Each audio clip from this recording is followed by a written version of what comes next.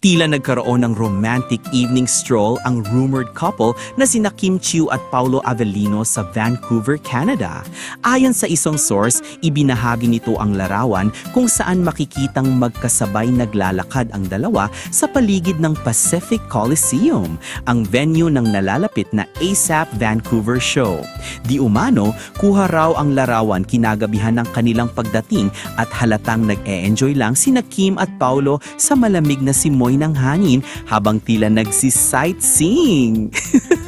Simple lang ang suot ng dalawa pero kapansin-pansin ang relaxed at sweet na aura nila. Sabi ng isang fan, hindi ko mapigilang mapangiti ang cute nilong dalawa, taimik lang silang naglalakad parang eksena sa K-drama. Hay, sana all!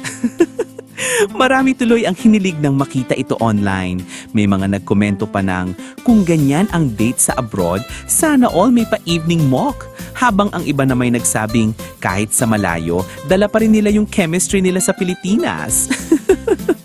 Nagkaroon nga ng quiet time ang dalawa ng gabing iyon, kaya nagkaroon ng pagkakataon makapasyal.